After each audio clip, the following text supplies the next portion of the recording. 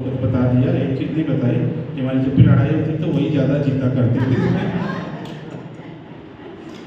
तो सब बातों के प्रभु का धन्यवाद। आपको काफ़ी कुछ समझ में आ ही गया होगा कि मेरा जीवन जो है वो बहुत से लोगों की प्रार्थनाओं का उत्तर है। पैदाइशी ऐसी भी, जैसा बताया बड़े भैया ने, माँ कहती है कि वो जब बिल्कुल उनका हॉस्पिटल जाने का दिन आया था तो पड़ोस की आंटी को बुला के लाई, बोले कि हम जाएंगे हॉस्पिटल और आप बच्चों की देखभाल करना। तो वो खोजने लगी बच्चे हैं कहाँ करके, तो जाके देखा तो कमरे में, दूसरे कमरे में बड़े भैया जो है तीनों बहनों के साथ घुटना टेक करके दुआ कर रहे थे। तो उन्होंने सुना क्या दुआ कर रहे हैं, तो समझ में आ गया उनको कि इनको एक भाई चाहिए। तो हॉस्पिटल जाते तक और डिलीवरी होते तक माँ पापा दोनों की यही प्रार्थना रहे कि प्रभु जी हमारे बच्चों के विश्वास को मत तोड़ने देना, नहीं टूटने देना। और प्रभु ने उसको सुना और आगे आपने बहुत कुछ सुन लिया है। प्रभु को धन्यवाद देता हूँ मेरे जीवन के लिए, जो कुछ शुरू से लेकर कभी तक आया। और आकाश ने जैसे कहा कि नो टेंशन ओनली पेंशन, तो इसको दोनों तरीके से देखा जा सकता है। शायद वो जो ओनली पेंशन है वो भी एक टेंशन हो सकता है। कल जब ऑफिस में हमारा रिटायरमेंट था तो वो तो इस बात को कहते हैं कि अभी तक आपको जितना मिलता था वो उससे बहुत कम मिलेगा। बात सही है, उससे बहुत कम मिलेगा, लेकिन हमारी जो सरकारी संस्था है बहुत सारी सुविधाएं देती है, मेडिकल की फैसिलिटी देती है। यदि हमें कुछ हुआ तो पूरा खर्च सरकार उठाएगी, तो मेडिकल साइड से हम निश्चिंत हैं। पेंशन मिलता है जो कि पर्याप्त है। 60 वर्ष तक की जो उम्र है और जो हमारे समाज की व्यवस्था है सोच समझ के बनाई है। 60 वर्ष तक आदमी जो है, इंसान अपनी काफ़ी जिम्मेवारियों को पूरी कर लेता है, इसलिए 60 के बाद यदि पेंशन भी है तो ऐसे कोई बहुत अधिक कमी नहीं महसूस होती। पर्याप्त राशि मिलती है जो कि पति पत्नी के लिए, दो जन के लिए पर्याप्त होती है, कम नहीं है, सफिशिएंट, मोर देन सफिशिएंट है। उसके लिए परमेश्वर को धन्यवाद देता हूँ। शुरू से लेकर बहुत सारी चीज़ों को बता ही दिया गया है। स्कूल में आगे था ही, परमेश्वर की दया है। मैं अपनी पढ़ाई नहीं करता, जो भी रहने सा है सब परमेश्वर की दया है। उसके अतिरिक्त संडे स्कूल, बाइबल क्लासेस में भी आगे रहा, वाद विवाद प्रतियोगिता हो। मेरी हिंदी की टीचर थी, उन्होंने मुझे ज़बरदस्ती एक वक्ता बना दिया था। जैसे मैंने बताया कि मैथ्स में अच्छा तो था ही, लेकिन कभी जैसे वाद विवाद का विषय कुछ कठिन विषय होता है जो कि ईजी रहता है तो सारे स्टूडेंट्स उसमें बोलने को तैयार हो जाते हैं, लेकिन जो कठिन हो तो शायद बोलने को तैयार नहीं होते। तो मेरी हिंदी की टीचर थी तो मुझे खड़ा कर देती थी, विनय जी तुम बोलना, तो एक मजबूरी हो जाती थी। लेकिन हमारे इंग्लिश के टीचर थे, उन्होंने बहुत अच्छी एक शिक्षा दी थी, वो मुझे अभी तक याद है। मैं अपने बच्चों को बताता हूँ, वो बोलते थे जब कुछ बोलने को कहा जाए तो तुम याद रखना 5W1H। 5W1H मतलब व्हाट, हु, वेयर, व्हेन और एच से हाउ। तो बोले जो भी विषय तुमको दिया जाए उस पर जल्दी सोच विचार कर लेना कि वो क्या है, क्यों है, कैसा है, किसके लिए है, ऐसे करके। तो बोले फिर तुम आउटलाइन बना सकते हो। वो चीज़ मेरे अभी तक काम आती रहती है यदि कहीं कुछ बोलने का अवसर मिले।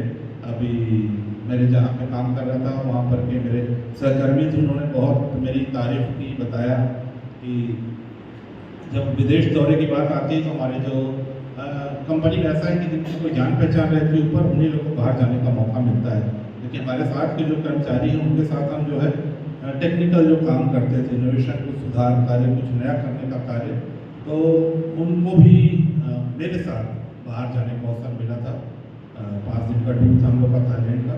तो ये टेक्निकल पार्ट जो है हमारी नौकरी का, तो उसमें भी कुछ ना कुछ करते रहना मुझे अच्छा लगता था। अच्छी एक टीम प्रभु ने दिया। 17 साल मैंने अपना स्कूल कॉलेज के बाद 1 साल में बेलाडीला में था, 1 साल पूरा नहीं था। NMDC iron ore mines Bailadila में है, वहाँ पर मैं कुछ दिन काम करता है, लगभग 8-9 महीने। उसके बाद ये जो कोल माइंस नौकरी, वहाँ पर मुझे परमानेंट जॉब मिल गई, तो वहाँ छोड़ के फिर मैं इधर आ गया। और उसके बाद जो बैचलर लाइफ रहता है उसको भी दोस्तों के साथ बहुत इन्जॉय किए। खाना पीना, मेरे घर में एक सर्वेंट हुआ करता था, लड़का खाना बनाता था, तो जितने बैचलर्स थे फ्रेंड्स से सब मेरे घर आ जाते खाते। तो वो जो पीरियड है उसको भी हमने एंजॉय किया। और उसी बीच फिर कुछ लोग क्या है, नज़र लगाए रहते हैं, तो घर पे बुला लेते थे खाना खाने, और हम दौड़े दौड़े पहुंच जाते थे। तो बाद में पता चला कि नहीं, लोग कोई रिश्ता देख रहे थे। तो फिर माँ बाबा को पता चला, उन्होंने बोला कि नहीं ऐसा सब कहीं बच जाए करो, तो उसको भी ब्रेक हुआ। और फिर जब शादी ब्याह की बात आई तो एक राउंड नंबर भी लग गया था। लेकिन प्रभु ने सही व्यक्ति को, सही पत्नी जो चुन के रखा था, उसे हमारे लिए मेरे जीवन में लाया। प्रभु उसके लिए भी धन्यवाद देता हूँ। विवाह के बाद जैसे उम्मीद की जाती है, हमारे दो बच्चे प्रभु ने दिए, उनके लिए भी प्रभु का धन्यवाद। हमें जो अवसर मिला अपने भाई बहनों का या बड़े बुजुर्गों की सेवा करने का, उसमें भी मैं अपना सौभाग्य समझता हूँ। परमेश्वर ने हमें ऐसा अवसर दिया। मेरे सास ससुर जी तो बहुत दिन नहीं रहे, सास जरूर हमारे साथ थी, उनकी सेवा का अवसर मिला। माँ पापा हमारे साथ बहुत दिन रहे, उनकी सेवा का अवसर मिला। तो ये मुझे कभी बोझ जैसा नहीं जान पड़ता, मुझे बहुत खुशी होती थी उनकी सेवा करने में। भी माँ हैं, उनका भी जो कुछ होता है हम करते हैं प्रयास। और एक बार हमारे बेटे ने कहा था आइजक ने कि आप जो है बुजुर्गों को बड़ा संभाल के रखा करो, ये आपके लिए वाचा के संदूक के समान है।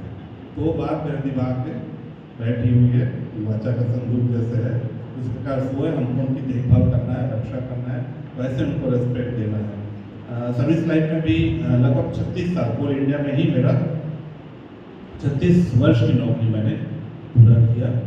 और 36 वर्ष की नौकरी में कई प्रकार के उतार चढ़ाव आए, लेकिन सब में परमेश्वर ने हमारी सहायता की। और सबसे बड़ी आशीष मैं भौतिक रूप से कहूँ तो जो मेरा हेल्थ है, शारीरिक रूप से बिल्कुल स्वस्थ, कहीं कोई बीमारी नहीं। हमारी कंपनी में रहता है कि 55 वर्ष के ऊपर जो है वो सभी अधिकारियों का हर वर्ष में मेडिकल टेस्ट कराया जाता है। तो मेरे साथ जितने और भी ऑफिसर्स थे सबका टेस्ट किया, सबको कोई ना कोई तकलीफ, कोई हार्ट की प्रॉब्लम है, किसी को शुगर का, किसी को बीपी का, सब दवाइयाँ खाते हैं। लेकिन मैं एक ऐसा व्यक्ति था जो कोई दवाई नहीं खाया रेगुलर। प्रभु को धन्यवाद, उसमें मेरा कुछ नहीं है, सब प्रभु की आशीष है। और साथ जिस तरह से इन्होंने भाई बहनों ने मुझे मांगा था प्रार्थना में, उसका भी नतीजा मैं 60 वर्ष तक देखता हूँ। और आगे भी अभी ऐसा कुछ नहीं रहा।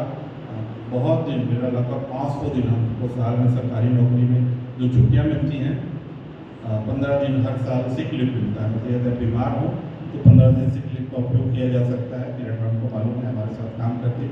मेरा 500 से अधिक छुट्टियाँ अभी तक बची हुई हैं, सिक लीव लेने की जरूरत नहीं पड़ी। इवन जब मेरा नौकरी का आखिरी दिन था 29 मार्च तक मैंने काम किया, और मैं चाहता तो छुट्टी लेके बैठ सकता था, लेकिन रोज़ कुछ ना कुछ मैं घर बैठ के क्या करूँगा, 1 अप्रैल के बाद से तो बैठना ही है। फिर हमारे जो सहकर्मी थे हमेशा निवेदन करते थे कि सर आप आ जाए तो कम से कम ये वाला प्रॉब्लम आप सॉल्व कर देंगे। फिर कोई ऑफिसर बोले सर आप आ जाए तो ये कर सकते हैं। तो 29 तारीख तक भी मैं पूरा कार्य करता रहा, प्रभु को धन्यवाद देता हूँ। और मेरे सहकर्मियों ने भी जो गवाही दी, तो उन्होंने मेरे कार्य में परमेश्वर की उपस्थिति को, महिमा को और एक नसीहत को देखा।